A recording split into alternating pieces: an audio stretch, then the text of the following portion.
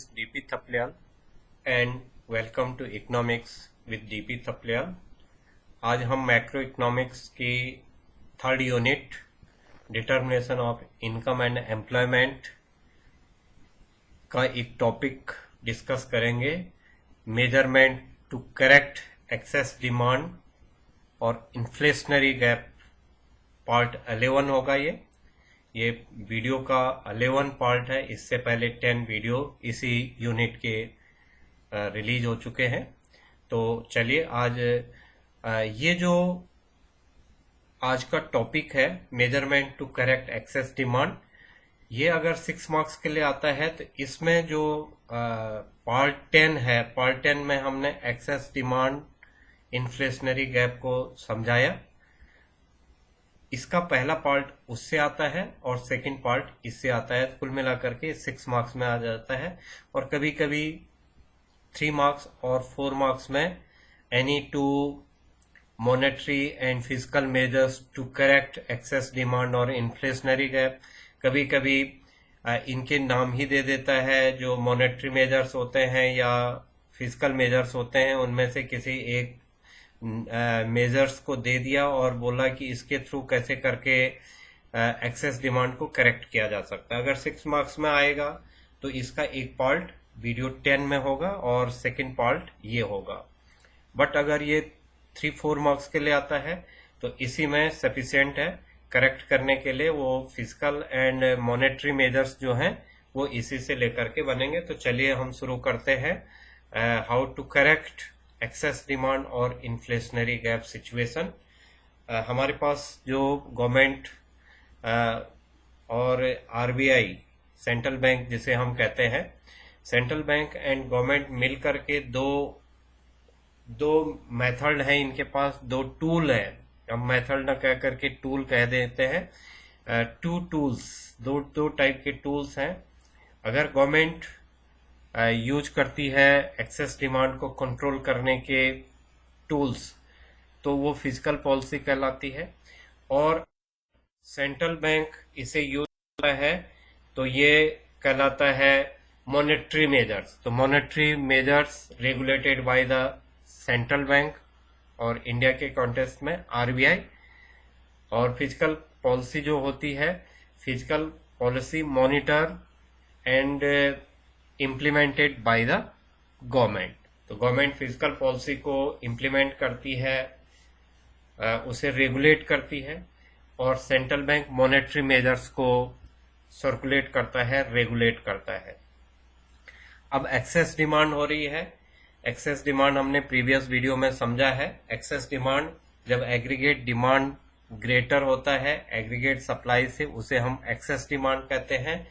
और उसके जो कॉन्सिक्वेंसेज होते हैं, उन कॉन्सिक्वेंसेज में सबसे इंपॉर्टेंट कॉन्सिक्वेंसेज है इन्फ्लेशनरी सिचुएशन। तो इसीलिए एक्सेस डिमांड को हम कई बार इन्फ्लेशनरी गैप सिचुएशन भी कह देते हैं, क्योंकि एक्सेस डिमांड का जो सबसे कॉन्सिक्वेंसेज है, इंपॉर्टेंट कॉन्सिक्वेंसेज है, वो है inflationary situation. Inflation it means increase in price without increase in production. कीमतें बढ़ती हैं बट प्रोडक्शन नहीं बढ़ता है, उस सिचुएशन को हम इन्फ्लेशन कहते हैं। तो एक्सेस डिमांड में भी वही होता है। ईडी लोगों की परचेजिंग पावर ज्यादा होती है, हाउस होल्ड की परचेजिंग पावर ज्यादा होती है, बट रिसोर्सेज कम होते हैं। जो एग्रीगेट सप्लाई होती है वो कम होती है, इट मीन्स रिसोर्सेज कम होते हैं, और जो एग्रीगेट डिमांड है वो ज्यादा होती है। जब एग्रीगेट डिमांड ज्यादा होगी और एग्रीगेट सप्लाई कम होगा, ऐसी कंडीशन में प्राइस राइज होंगे। अब प्राइस राइज हो रहे हैं, गवर्नमेंट क्या कर सकती है? At the time of increasing price without increase in production, how to control by the government और how to control by the RBI और सेंट्रल बैंक। तो उसके लिए जो गवर्नमेंट कंट्रोल करता है वो अपने फिजिकल पॉलिसी को अडॉप्ट करता है, और जब आरबीआई और सेंट्रल बैंक जब इसी चीज को कंट्रोल करना चाहता है, इन्फ्लेशन को या एक्सेस डिमांड को, तो उसे हम मॉनेटरी मेजर्स कहते हैं। तो सबसे पहले फिजिकल मेजर्स। फिजिकल मेजर्स में 4 बड़े मेजर्स गवर्नमेंट अडॉप्ट कर सकती है एक्सेस डिमांड इन्फ्लेशनरी सिचुएशन में सबसे पहले गवर्नमेंट एक्सपेंडिचर हो जाता है, टैक्सेस हो जाते हैं, पब्लिक बोरोइंग हो जाता है और बोरोइंग फ्रॉम आरबीआई। वैसे इसमें और भी चीजें होती हैं, डेफिसिट फाइनेंस वगैरह को भी इसमें यूज किया जाता है, बट ये चार इंपॉर्टेंट चीजें हैं जिनको हम डिस्कस कर लेते हैं। कई बार इससे क्वेश्चन पूछा जाता है कि गवर्नमेंट कैसे करके या फिजिकल मेजर्स कौन से हैं जो कोई any two physical measures explain to control और करेक्ट एक्सेस डिमांड और इन्फ्लेशनरी गैप सिचुएशन। 4 मार्क्स के लिए पूछ लिया जाता है तो हम आसानी से कर सकते हैं। मैंने यहाँ पर शॉर्ट रेफरेंस टेबल बनाई है, उसके बाद हम डिटेल से समझ लेते हैं।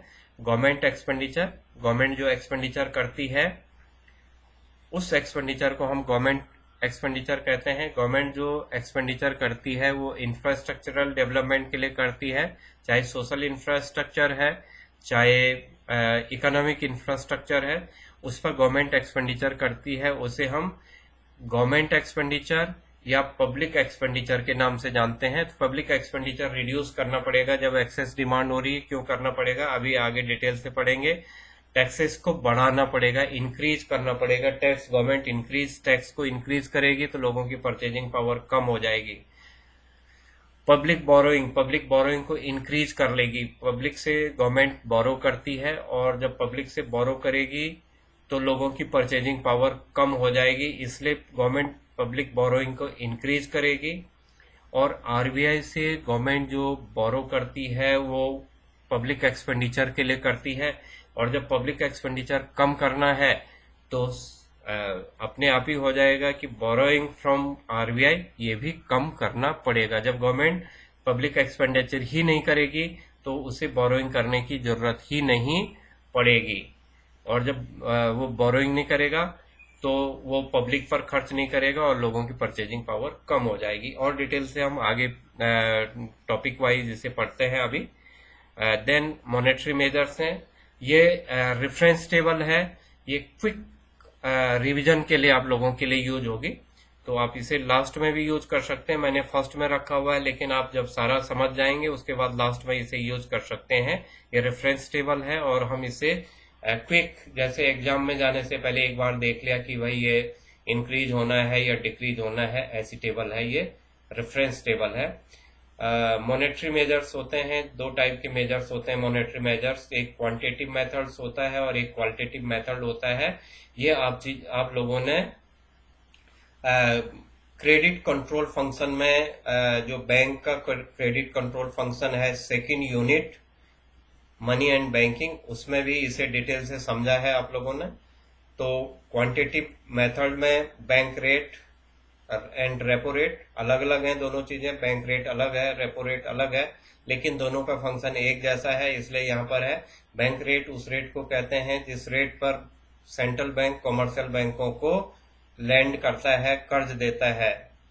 अब वो रेट ज्यादा होगा तो कॉमर्शियल बैंक कम कर्ज लेंगे, और कम कर्ज लेंगे, बोरो कम करेंगे तो वो जनता को भी, हाउस होल्ड को भी कम कर्ज देंगे, लैंड कम करेंगे। तो जब ज्यादा रेट ऑफ इंटरेस्ट होगा उस पर कॉमर्शियल बैंक कम बोरो करेंगे सेंट्रल बैंक से, और जब कम बोरो करेंगे तो लैंडिंग भी कम करेंगे, मींस कर्ज भी कम देंगे। इसलिए बैंक रेट रेपो रेट को इंक्रीज किया जाएगा। रिवर्स रेपो रेट उस रेट को कहते हैं जिस रेट पर कॉमर्शियल बैंक अपने सरप्लस फंड को शॉर्ट रन के लिए सेंट्रल बैंक के पास पार्क कर लेते हैं। शॉर्ट रन के लिए कॉमर्शियल बैंक अपने सरप्लस फंड को पार्क करते हैं, उस रेट को हम रिवर्स रेपो रेट कहते हैं, और उसे इंक्रीज कर लेगा। सेंट्रल बैंक अगर रिवर्स रेपो रेट इंक्रीज करेगा तो कॉमर्शियल बैंक उसे लैंडिंग करने के बजाय, कर्ज देने के बजाय क्या कर लेंगे, अपने सरप्लस फंड को डिपॉजिट कर लेंगे आरबीआई के पास, और पब्लिक के पास कम, जो हाउस होल्ड है उसके पास कम पैसा जाएगा, और जब उसके पास वो कर्ज ही नहीं ले पाएगा तो उसकी परचेजिंग पावर कम हो जाएगी, तो एक्सेस डिमांड कंट्रोल हो जाएगा।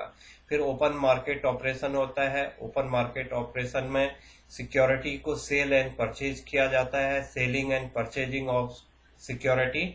जब एक्सेस डिमांड हो रही हो, इन्फ्लेशन हो रहा हो, तो जो सेंट्रल बैंक है वो कमर्शियल बैंकों के थ्रू अपनी सिक्योरिटी को सेल कर लेता है। सिक्योरिटी सेल करेगा तो पब्लिक के पास सर्टिफिकेट रहेगा और उनका जो उनकी जो पैसा है उनके पास जो उनके पास लिक्विडिटी है वो लिक्विडिटी वो कमर्शियल बैंकों को दे देंगे। कमर्शियल बैंकों के थ्रू आरबीआई के पास चले जाएगी और लोगों की परचेजिंग पावर कम हो जाएगी। कैश रिजर्व रेशियो सीआरआर उस जो मिनिमम परसेंटेज ऑफ डिपॉजिट करना पड़ता है कमर्शियल बैंकों को। कमर्शियल बैंकों का जितना डिपॉजिट होता है उस डिपॉजिट का एक minimum percentage cash central bank के पास डिपॉजिट करना पड़ता है हर कमर्शियल बैंक को।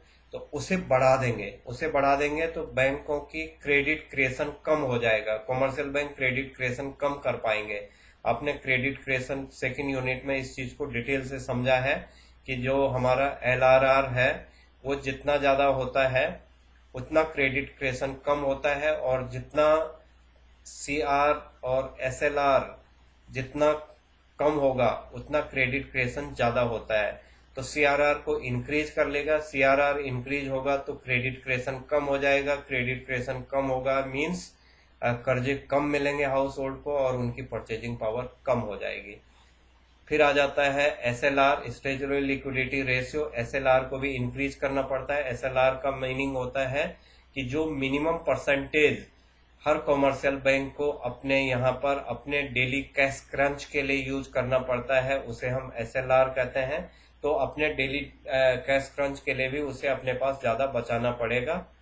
उसे हम इंक्रीज कर लेंगे तो कम पैसा उसमें जाएगा, इकोनॉमी में जाएगा। और जब फ्लो कम हो जाएगा, जब इकोनॉमी में फ्लो कम होगा तो लोगों की परचेजिंग पावर भी कम हो जाएगी। तो ये था क्वांटिटिव और अब है क्वालिटी। तो क्वालिटी के लिए क्या करेगा वो मार्जिन रिक्वायरमेंट होता है। मार्जिन रिक्वायरमेंट का मतलब होता है कि जितने कमर्शियल बैंक किसी को कर्ज दे रहे हैं, जितना परसेंटेज वो कर्ज देते हैं उसके बदले में जो मॉर्गेज होता है, जो सिक्योरिटी मनी होती है, अगर उसे जितना ज्यादा लिया जाएगा, जैसे सपोज कर लीजिए मैंने कार लेनी है और अगर एक्सेस डिमांड हो रही है तो मार्जिन रिक्वायरमेंट को वो बढ़ा देगा और वो कहेगा कि 5 लाख की कार है तो आपको 3 लाख लोन हम देंगे, 2 लाख आप अपने से दे दीजिए।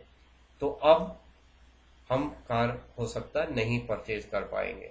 मार्जिन रिक्वायरमेंट जो वैल्यू मार्केट वैल्यू है उसके अगेंस्ट जो वो सिक्योरिटी लेगा वो सिक्योरिटी बढ़ा देगा, उस सिक्योरिटी को बढ़ा देगा तो लोग आसानी से बोरो नहीं कर पाएंगे और लिक्विडिटी कम हो जाएगी इकोनॉमी में, अपने आप एक्सेस डिमांड कंट्रोल हो जाएगा। एक मॉरल सजेशन होता है या डायरेक्ट एक्शन होता है, ये भी क्वालिटेटिव होता है। स्ट्रिक्ट फॉलो करवाता है सेंट्रल बैंक अपने रूल को, और जब स्ट्रिक्ट फॉलो करवाएगा, एक लिबरल होता है एक स्ट्रिक्ट होता है। जिस समय स्ट्रिक्ट फॉलो करवाता है अपने रूल को सेंट्रल बैंक, उस समय आसानी से वो नहीं मिलते हैं, कर्जे नहीं मिलते हैं पब्लिक को। और जब पब्लिक बोरो नहीं कर पाएगी, पब्लिक को कर्ज नहीं मिलेगा तो अपने आप ही आप समझ लीजिए कि इकोनॉमी में लिक्विडिटी कम हो जाएगी, लोगों की परचेजिंग पावर कम हो जाएगी और एक्सेस डिमांड करेक्ट हो जाएगा। तो ये एक बेसिक रेफरेंस टेबल थी। अब हम एक एक करके इन्हें समझ लेते हैं। जो बहुत शॉर्ट में मैंने आपको पहले ही इनका जिस्ट बता दिया है, फिर भी अब डिटेल से थोड़ा सा समझ लेते हैं क्योंकि हमें हर पॉइंट को 3 और 4 मार्क्स के लिए एग्जाम के लिए तैयार करना है, इसलिए हम इसे थोड़ा सा और समझ लेते हैं। Measures to correct excess demand और इन्फ्लेशनरी गैप सिचुएशन। 2 मेजर्स हैं करेक्शन करने के लिए, एक फिजिकल मेजर्स होता है और एक मॉनेटरी मेजर्स होता है। Physical measures, these measures are formulated and implemented by the government to control excess demand inflationary gap situation। उसमें पहला जो काम होगा वो होगा पब्लिक और गवर्नमेंट एक्सपेंडिचर। एग्रीगेट डिमांड क्या हो रहा है, एक्सेस हो रहा है। Excess demand inflationary gap situation when AD greater than AS corresponding to full employment level in the economy। जब ED ज्यादा हो रहा है और AS कम हो रहा है फुल एम्प्लॉयमेंट के लेवल से, ऐसी कंडीशन में क्या करेंगे पब्लिक एक्सपेंडिचर में? During this situation general price level to rise, general price level rise हो जाएगी, कॉजिंग a rise in the rate of interest, fall in the investment and fall in GDP। ये प्रीवियस वीडियो में बताया था आपको कि कॉन्सिक्वेंसेज क्या होते हैं एग्रीगेट डिमांड के। एग्रीगेट डिमांड के जो कॉन्सिक्वेंसेज होते हैं वो इन्फ्लेशन होता है, और जीडीपी जो होती है वो स्टैटिक हो जाती है, वो इंक्रीज नहीं होती है, जीडीपी कांस्टेंट हो जाती है। और जब ऐसी स्थिति होगी तो पब्लिक एक्सपेंडिचर में क्या करेगी, हमें ये पॉइंट लिखना है। पहला पॉइंट क्या लिखेंगे? कट और reduce government expenditure. Government expenditure और पब्लिक एक्सपेंडिचर को क्या करना पड़ेगा? एक्सेस डिमांड में रिड्यूस करना पड़ेगा। अगर पब्लिक एक्सपेंडिचर रिड्यूस होगा तो सेकंड पॉइंट हो जाएगा causes an overall cut in aggregate demand. जब पब्लिक एक्सपेंडिचर कम होगा, पब्लिक एक्सपेंडिचर मैंने आपको पहले भी अभी डिस्कस कर लिया था कि हमारे पास गवर्नमेंट जो खर्च कर रही है वो इंफ्रास्ट्रक्चरल एक्सपेंडिचर कर रही है, लॉ मेकिंग और इन सब चीजों पर करती है गवर्नमेंट खर्च। इंफ्रास्ट्रक्चर में सोशल एंड इकोनॉमिक इंफ्रास्ट्रक्चर हो रहा है, जैसे रोड बन रही है, बिल्डिंग बन रही है, डैम बन रहा है, रेलवे लाइन बन रही है, ये गवर्नमेंट का एक्सपेंडिचर कहलाता है, पब्लिक एक्सपेंडिचर। अगर गवर्नमेंट ने इसे कंट्रोल कर लिया तो बहुत सारे लोगों को एम्प्लॉयमेंट नहीं मिलेगा। जो इन जगहों पर काम कर रहे हैं उन्हें एम्प्लॉयमेंट नहीं मिलेगा। एम्प्लॉयमेंट नहीं मिलेगा तो उनकी इनकम कम हो जाएगी। तब उनकी इनकम कम हो जाएगी तो उनकी डिमांड अपने आप ही कम हो जाएगी और इकोनॉमी में इनकम का फ्लो कम हो जाएगा। ये एक एग्जाम्पल है। ऐसे ही स्कूल है, हेल्थ है, इन सब चीजों पर जितना कम खर्च गवर्नमेंट करेगी उतना लोगों को एम्प्लॉयमेंट कम मिलेगा, उतना इकोनॉमी में लिक्विडिटी कम रहेगी, और जितनी लिक्विडिटी कम होगी एग्रीगेट डिमांड अपने आप कट हो जाएगा। तो यह है कट रिडक्शन गवर्नमेंट एक्सपेंडिचर। उससे क्या होगा? गवर्नमेंट एक्सपेंडिचर रिड्यूस हो जाएगा तो उससे ओवरऑल एग्रीगेट डिमांड रिड्यूस हो जाएगा। ओवरऑल एग्रीगेट डिमांड रिड्यूस हो जाएगा तो एक्सेस डिमांड करेक्ट हो जाएगी, और इस सिचुएशन से जो इन्फ्लेशनरी गैप है वो एलिमिनेट हो जाएगा। तो ये था पब्लिक एक्सपेंडिचर। पब्लिक एक्सपेंडिचर को डिक्रीज कर रहा है, एक्सेस डिमांड जब हो रही है तो पब्लिक एक्सपेंडिचर को कट करेगा, टैक्स को इंक्रीज करेगा। पब्लिक एक्सपेंडिचर कम कर रहा था, टैक्स को क्या करेगा? इंक्रीज करेगा। टैक्स इंक्रीज करेगा। टैक्स क्या है? Tax are compulsory payment made to the government by the household and producer. अब यहाँ पर केवल हाउस होल्ड ही हम पढ़ रहे हैं क्योंकि प्रोड्यूसर तो सप्लाई कर रहा है, तो इसलिए हम हाउस होल्ड लिखे हैं। Correction of access demand inflationary gap situation, tax को इंक्रीज करेगा by increasing the tax burden on house hold. जितना टैक्स इंक्रीज होगा उसका बर्डन हाउस होल्ड पर पड़ेगा, हाउस होल्ड पर उसका बर्डन पड़ेगा। The government reduce their disposable income, उसकी जो डिस्पोजेबल इनकम का मतलब होता है यूजेबल इनकम। यूजेबल इनकम क्या होती है? सपोज कर लीजिए मेरी इनकम 1 लाख रुपए, 1 लाख मेरी इनकम है, 10,000 टैक्स हो गया, 10,000 फी, फाइन और ऐसी चीजें जो गवर्नमेंट को देनी वो हो गई, तो अब 20,000 तो माइनस हो गया, जबकि मेरी इनकम थी 1 लाख, 20,000 माइनस हो जाएगा तो मेरी डिस्पोजेबल इनकम कितनी हो जाएगी? 80,000। That is called disposable income. Disposable income means usable income. तो जब टैक्स इंक्रीज हो जाएगा तो टैक्स इंक्रीज होने से डिस्पोजेबल इनकम जो है वो रिड्यूस हो जाएगी। डिस्पोजेबल इनकम अगर रिड्यूस हो जाएगी, accordingly ED is reduce and excess demand inflationary gap situation क्या हो जाएगा? मैनेज हो जाएगा। तो ये था टैक्स पॉलिसी। थर्ड जो हम पढ़ रहे हैं फिजिकल मेजर्स में, वो पढ़ रहे हैं पब्लिक बोरोइंग। गवर्नमेंट पब्लिक से बोरो करती है और जिस समय उसे डिफ्लेशन होता है उस समय, और जिस समय इन्फ्लेशन होता है उस समय बोरोइंग की सिचुएशन अलग अलग हो जाती है। अब जब एक्सेस डिमांड हो रहा है गवर्नमेंट पब्लिक से बोरो कर लेगी।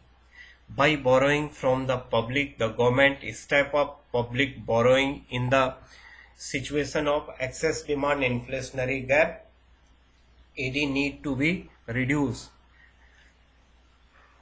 सॉरी, अब क्या करेगी? इन्फ्लेशनरी सिचुएशन को कंट्रोल करने के लिए पब्लिक बोरोइंग से क्या करेगी? पहला point, the government step up public borrowing by offering attractive rate of interest. Public से जब गवर्नमेंट बोरो करती है तो उन्हें उसके बदले में इंटरेस्ट देती है। तो जितना ज्यादा इंटरेस्ट देगी गवर्नमेंट, उतना ज्यादा पब्लिक गवर्नमेंट को कर्ज देगी। तो गवर्नमेंट क्या करेगी? स्टेप अप करेगी अपनी बोरोइंग पॉलिसी को और रेट ऑफ इंटरेस्ट इंक्रीज कर लेगी। तो जो लोगों के पास, जो हाउस होल्ड के पास सरप्लस इनकम है, वो क्या हो जाएगी? सरप्लस इनकम किसके पास चले जाएगी? गवर्नमेंट के पास चले जाएगी। गवर्नमेंट उसे बोरो कर लेगा। और जब ऐसा होगा तो क्या हो जाएगा? The reduce liquidity with the people. People की, जो लोगों की जो परचेजिंग पावर है, लिक्विडिटी रिड्यूस होने का मतलब है परचेजिंग पावर कम हो जाना। Third, according to aggregate expenditure also reduce and excess demand inflationary gap situation managed. ये मैनेज्ड हो जाएगी। गवर्नमेंट दो जगहों से कर्ज लेता है, इंटरनल और एक्सटर्नल दो कर्ज लेती है। इंटरनल में पब्लिक बोरोइंग करती है, जिसे पब्लिक डेब्ट भी हम कहते हैं, और एक आरबीआई से कर्ज लेती है। अब आरबीआई से जो कर्ज लेगी वो किस चीज के लिए लेगी? पब्लिक एक्सपेंडिचर के लिए। तो फोर्थ हो जाएगा बोरोइंग फ्रॉम आरबीआई। आरबीआई से कर्ज क्या कर लेगी? गवर्नमेंट रिड्यूस कर लेगी। गवर्नमेंट आरबीआई से बोरो किस चीज के लिए करती है? पब्लिक एक्सपेंडिचर के लिए करती है। और हमने पहला ही पॉइंट पढ़ा कि पब्लिक एक्सपेंडिचर को रिड्यूस करा जाएगा, कम कर दिया जाएगा, कट कर लेगी गवर्नमेंट। जब पब्लिक एक्सपेंडिचर ही नहीं करेगी तो गवर्नमेंट को जरूरत नहीं पड़ेगी आरबीआई से बोरो करने की। तो अब यहाँ पर आरबीआई से बोरो कर रही है गवर्नमेंट, और ऐसी कंडीशन में जब एक्सेस डिमांड इन्फ्लेशनरी गैप होगा उस समय बोरो नहीं करेगी। जैसे इस समय कोविड सिचुएशन देश में है, डिफ्लेशन हो रहा है, डिफ्लेशनरी गैप है, डिफिसेंट डिमांड है, तो आरबीआई से 2020 में भी सेंट्रल गवर्नमेंट ने बोरो किया था, 2021 में भी बोरो कर रहा है आरबीआई से। क्यों कर रहा है? डिफ्लेशन है, डिफिसेंट डिमांड है, और उससे पब्लिक एक्सपेंडिचर पर खर्च कर रहा है, हेल्थ इंफ्रास्ट्रक्चर पर खर्च कर रहा है, फार्मर पर खर्च कर रहा है, या डिफरेंट एक्सपेंडिचर कर रही है पब्लिक एक्सपेंडिचर। लेकिन जब एक्सेस डिमांड हो तो क्या करेगा? वो बोरोइंग फ्रॉम आरबीआई रिड्यूस कर लेगा, कट कर लेगा, क्योंकि उसे पब्लिक एक्सपेंडिचर नहीं करना है, रिड्यूस करना है।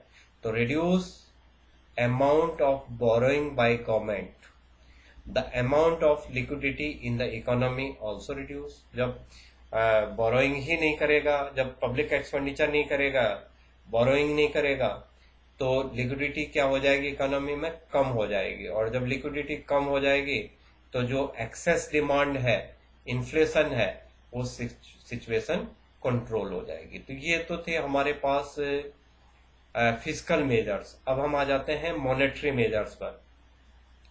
मॉनेटरी मेजर्स में bank rate and repo rate है। It refers to the rate of interest charged by the central bank on the loan and advance given to the commercial bank। जिस rate पर central bank commercial बैंकों को loan funding करता है, उस rate को हम bank rate and repo rate कहते हैं। इन दोनों में जो डिफरेंस था वो हमने सेकंड यूनिट में पढ़ रखा है, मनी बैंकिंग वाले में, बैंकिंग वाले चैप्टर में पढ़ रखा है। यहाँ पर हम खाली डेफिनेशन ही समझ रहे हैं। तो वो रेट जिस पर कि सेंट्रल बैंक कॉमर्शियल बैंकों को लोन फंडिंग करता है, उसे हम बैंक रेट, रेपो रेट कहते हैं। The bank rate and repo rate is determined by the central bank itself. अपने आप डिटरमाइन करता है। एक्सेस डिमांड के टाइम पर बैंक रेट, ब्याज की दर को बढ़ा देगा, इंक्रीज करेगा। The RBI, central bank, raise the bank rate and repo rate. Repo rate and bank rate दोनों को इंक्रीज कर लेगा सेंट्रल बैंक। इससे क्या होगा? The lead to rise in rate of interest. इससे रेट ऑफ इंटरेस्ट इंक्रीज हो जाएगा। This lead to rise the saving and reduce the demand for loan की डिमांड लोग कम कर लेंगे, ज्यादा ब्याज देना है तो उस समय पर लोग कम कर्ज लेते हैं. There is fall in purchasing power and further fall in AD. लोगों की अब जब कर्ज नहीं मिलेगा, लोग चाहे बिल्डिंग बना रहे हैं, गाड़ी खरीद रहे हैं, एजुकेशन लोन ले रहे हैं, बहुत सारी चीजें करते हैं. अगर वो रेट ऑफ इंटरेस्ट हायर होगा, हायर रेट ऑफ इंटरेस्ट पर पब्लिक क्या नहीं करेगी, हाउस होल्ड बोरोइंग कम करेगा, और जब बोरोइंग कम करेगा तो परचेजिंग पावर कम हो जाएगी, क्योंकि इकोनॉमी में लिक्विडिटी कम हो जाएगी. इकोनॉमी में लिक्विडिटी कम होगी तो एडी कम हो जाएगा, अपने आप ही एडी कम हो जाएगा. सेकेंड हम पढ़ते हैं reverse repo rate. This include the commercial bank to park their surplus fund with the RBI for short period of time. Short period के लिए कॉमर्शियल बैंक अपने फंड को पार्क कर लेते हैं सेंट्रल बैंक में. ये डिपेंड करता है कि रेट ऑफ इंटरेस्ट उन्हें कितना मिलेगा. अगर हायर रेट ऑफ इंटरेस्ट मिलेगा कॉमर्शियल बैंकों को अपने फंड को, सरप्लस फंड को पार्क करने से, तो वो अपने सारे फंड को क्या कर लेगा, पार्क कर लेगा, और पब्लिक को लैंड नहीं करेगा, कर्ज नहीं देगा. तो अब क्या कर रहा है, रिवर्स रेपो रेट को इंक्रीज कर रहा है. ऐसे में क्या करेगा, फर्स्ट पॉइंट आ जाता है, reverse repo rate is increased as the follow up action the commercial bank will be increase their deposit with the RBI. This in turn will reduce their ability to lend money. जब वो कर्ज ही नहीं निकाल, जो उनके पास fund है उस fund को वो सेंट्रल बैंक में जमा कर लेंगे. तो जब सरप्लस फंड को सेंट्रल बैंक में जमा कर लेंगे तो वो लैंड नहीं कर पाएंगे, उनकी लैंड कैपेसिटी क्या हो जाएगी, कॉमर्शियल बैंकों की कम हो जाएगी. उन लोगों को कर्ज नहीं दे पाएंगे, क्योंकि जिस चीज को उन्होंने कर्ज देना है उसे वो सेंट्रल बैंक में जमा कर लेंगे. और जब कर्ज ही नहीं मिलेगा, जब वो लैंड ही नहीं करेगा, तो लोगों को बोरो नहीं कर पाएंगे, तो इकोनॉमी में लोगों की जो परचेजिंग पावर है वो कम हो जाएगी, इकोनॉमी में लिक्विडिटी कम हो जाएगी और एक्सेस डिमांड अपने आप कंट्रोल हो जाएगी.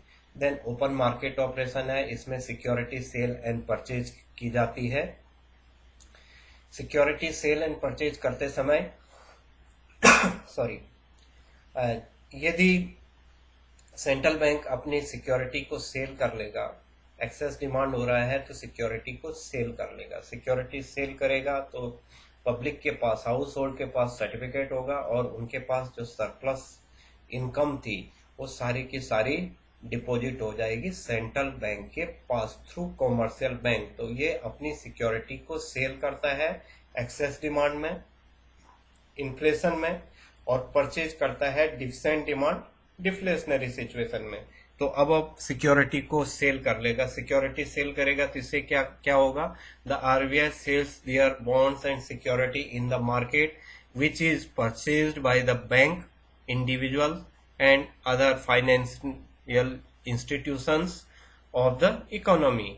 अब जब ये सारी चीजें लोग इकोनॉमी में परचेज कर लेंगे तो इकोनॉमी में लिक्विडिटी क्या हो जाएगी, रिड्यूस हो जाएगी. This help to wiping out the excess money supply from the society. There is fall in purchasing power. जब purchasing power short हो जाएगी, कम हो जाएगी, क्योंकि जो इनकम, सरप्लस इनकम थी उसकी सिक्योरिटी परचेज कर लिया. Consequently, the AD falls. Their help reducing the price level and correct excess demand inflationary situation. फिर है CRR.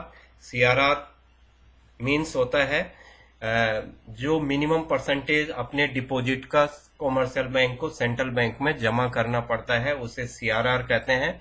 मिनिमम कैश डिपॉजिट का minimum percentage of cash commercial bank को central bank के पास deposit करना पड़ता है, उसे हम CRR कहते हैं. तो CRR जो होता है वो वेरिएंट है LRR का और RR का. तो लीगल रिजर्व रेशियो जो होता है उसका ये वेरिएंट है CRR एंड SLR.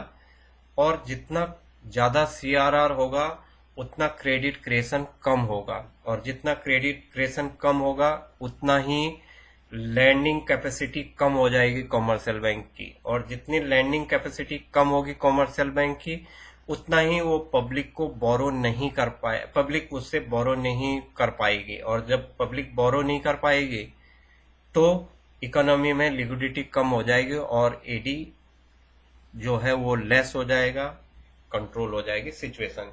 तो समझ लेते हैं जब कैश रिजर्व रेशियो क्या करेंगे एक्सेस डिमांड में, as the rise in CRR lead to fall in the lending capacity of the bank, lead to fall in the lending capacity of the bank. This result in fall in money supply and further fall in AD. The fall in AD lead to fall in price level and correct excess demand inflationary gap situation. अब qualitative है ये, अभी तक हम quantitative पढ़ रहे थे, कुछ क्वालिटेटिव मेजर्स पढ़ लेते हैं।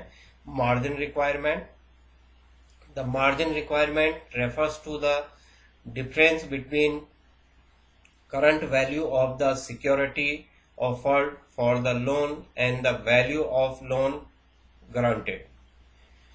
In case the excess demand inflationary gap situation, how to control it?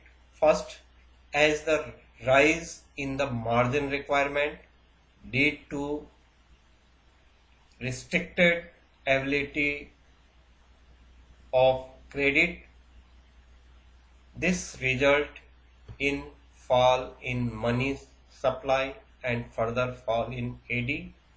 अब यहाँ पर बहुत सरल से अगर हम इसे समझें, कई बार ये क्वेश्चन अलग सा पूछा जाता है कि मार्जिन रिक्वायरमेंट से हम एक्सेस डिमांड या डिफिसेंट डिमांड को कैसे कंट्रोल करेंगे। डाउन पेमेंट कहा जाता है। जैसे एक छोटा सा एग्जांपल मैं देता हूँ, एक ऐड आता था कि आप 3000 रुपये पे कर लेंगे तो नैनो, आपकी नैनो कार, जो टाटा की कार थी नैनो, लगभग 1 लाख रुपए की कार होती थी वो, और वो कहता था कि आपको केवल देना है 3000। वो 3000 था डाउन पेमेंट। अब 97,000 कौन दे देगा? बैंक देता था। और 3000 किसको देना होता था? हमें। ये ऐड आता था 2-3 साल पहले, खूब ऐड आता था ये। अब डाउन पेमेंट कितना हो गया? 3000। अब यही है difference between current value. Current value कितनी है? 1 लाख। सिक्योरिटी एफर कितना कर रहा है वो? 3000। 1 लाख तो 1 लाख क्या है? करंट वैल्यू है जिस चीज को हम ले रहे हैं उसकी। और सिक्योरिटी ऑफर कितना कर रहा है? 3000। तो 97,000 बैंक दे रहा है, तो अब आसानी से हम क्या कर सकते हैं? कार को परचेज कर सकते हैं। लेकिन अगर वो कहता है कि 50,000 आपको देना है और 50,000 बैंक देगा, अगर आपको नैनो कार खरीदनी है 50,000 दे दीजिए, रेस्ट ऑफ कौन देगा? बैंक देगा। तो अब 50,000 जैसे ही बोला जाएगा, बहुत कम लोग ही लोन ले पाएंगे, सभी लोग नहीं ले पाएंगे। 3000 तो कई दे देते, 3000 आपने इस समय दे दिया, 3000 हर महीने देते जाते, कार आपकी हो जाती। लेकिन इस सिचुएशन में ऐसा नहीं होता है। जब एक्सेस डिमांड हो रही है तो वो बढ़ा देगा, उसे जो 3000 है उसे 30,000 कर लेगा, 40,000 कर लेगा, जिससे कि लोग परचेज न कर पाए, तो परचेजिंग पावर कम हो जाएगी। ये एक एग्जांपल के थ्रू मैंने आपको समझा दिया। ये होता है जो रिक्वायरमेंट, जो हमारी करंट वैल्यू होती है सिक्योरिटी के, और जो ऑफर फॉर लोन वैल्यू और गारंटेड, जो उसके पीछे मॉर्गेज लिया जाता है। कई बार मॉर्गेज लिया जाता है। जैसे एक मकान के लिए 10 लाख कर्ज ले रहे हैं, तो वो कहता है कि भाई 20 लाख रुपए की वैल्यू होनी चाहिए मकान की, तो आपको कर्ज मिलेगा। और कई बार ऐसा होता है कि 10 लाख अगर कर्ज ले रहे हैं बिल्डिंग कंस्ट्रक्शन के लिए, वो कहता है कि 5 लाख का मॉर्गेज दे दीजिए, 5 लाख की आपकी मॉर्गेज होनी चाहिए, हम आसानी से आपको लोन ऑफर कर लेंगे। तो ये सिचुएशन होती हैं, ये that is called margin requirement, उसे हम मार्जिन रिक्वायरमेंट कहते हैं। फाइनली एक और हम पढ़ लेते हैं, वो है मॉरल सजेशन। मॉरल सजेशन, इसमें प्रेशर एक्सरसाइज करवाता है सेंट्रल बैंक जितने उसके लोन की शर्तें हैं उन्हें टफ कर लेता है, आसानी से नहीं देता है, गारंटर बढ़ा देता है, बहुत सारी चीजें बढ़ा देता है। स्ट्रिक्टली लोन जो फंडिंग करेगा उसे स्ट्रिक्ट कर लेगा, लैंडिंग प्रोसेस को बहुत स्ट्रिक्ट कर लेगा at the time of excess demand inflation. It refers to pressure exercise by the central bank on the commercial bank in case the excess demand inflationary gap situation restricted and selective availability of credit restricted कर लेगा, credit को restricted कर लेगा, आसानी से कर्ज नहीं देगा। This result in fall in money supply, further fall in AD, the fall in AD lead to fall in price level and correct excess demand inflationary gap situation।